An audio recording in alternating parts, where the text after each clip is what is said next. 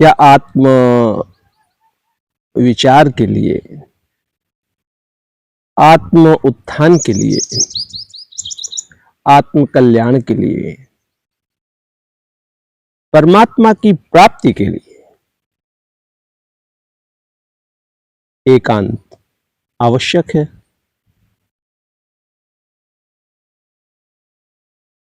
ऐसा प्रश्न एक जिज्ञासु ने महर्षि रमण से किया था। तो महर्षि रमण का जो उत्तर है, आज के दौर में तमाम जिज्ञासु साधकों के लिए प्रेरणा बन सकता है, उनका मार्गदर्शन कर सकता है। आज की जिंदगी में बड़ी भागदौड़ है, जीवन निर्वाह की प्रक्रिया में व्यक्ति इतना अनुरक्त है जैसे वो जीवन जीना चाहता है। जो भोग के साधन, जो विकास के पैमाने कुछ समाज के संभ्रांत लोगों ने तय कर रखे हैं, उसमें फिट होने के लिए वो जिंदगी भर भागदौड़ करता रहता है। वो कई बार क्लेशों से इतना क्लांत हो जाता है, इतना परेशान हो जाता है और किसी के व्यवहार से इतना क्षुब्ध हो जाता है वो कि वह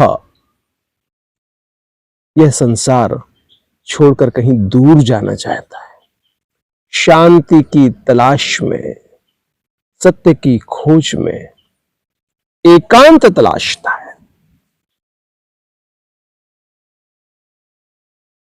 और अगर वो एकांत नहीं मिलता है तो उन परिस्थितियों में वह निराश, अपने आप को किंग कर्तव्य मूढ़ विचारा, पता नहीं कितना दुखों का पहाड़ लेकर के जीता है, कितनी व्यवस्था को वो अनुभव करता है। तो महर्षि रमण कहते हैं कि मनुष्य के जीवन में अगर सत्य की खोज की कोई जिज्ञासा पैदा होती है, सत्य की चाहत होती है, सत्य के अनुसंधान का कोई प्रश्न उसके मन में आता है, तो एकांत की खोज, एकांत की कामना बहुत स्वाभाविक है। पर वह एकांत सर्वत्र है। वो एकांत आप में भी है। प्रत्येक मनुष्य अपने आप में अकेला है। अगर आप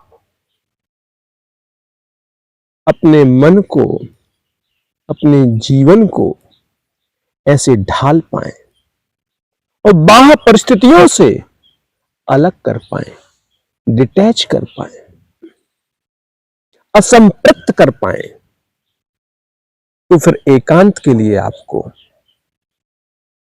किसी जंगल में, किसी पहाड़ में, किसी नदी के किनारे, किसी तीर्थ में, किसी आश्रम में नहीं भटकना पड़ेगा। अगर वह सत्य आपने अपने आप में दर्शन कर लिया, वो एकांत आपने अपने आप में पा लिया, तो आपको कहीं नहीं भटकना पड़ेगा। एकांत का अर्थ अंतर्मुख होना होता है, बाह्य परिस्थितियों से बचना होता है।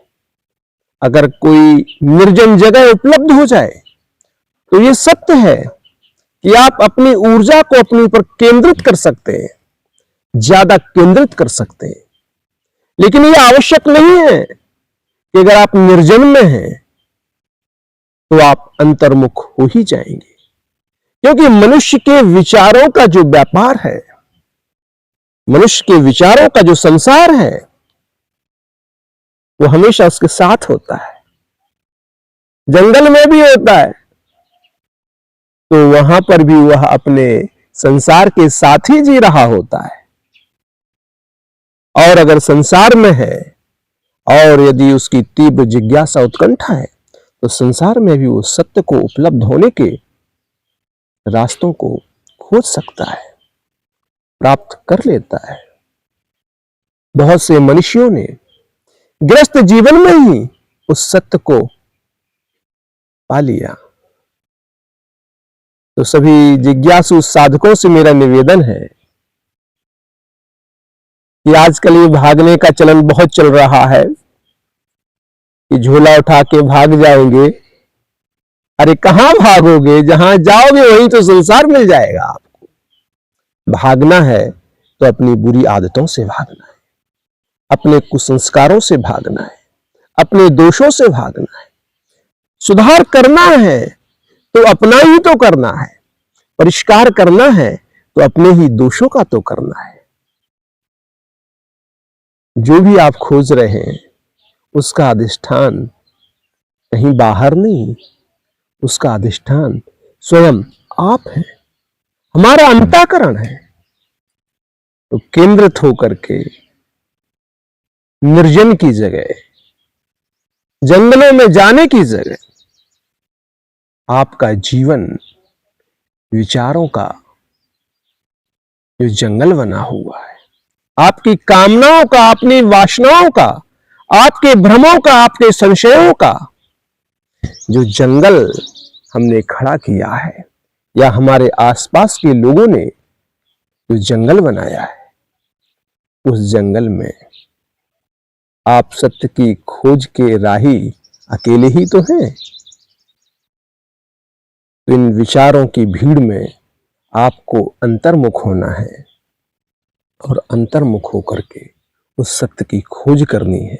तो आप जहां भी होंगे, घर में होंगे, आश्रम में होंगे, संसार में होंगे, पहाड़ में होंगे,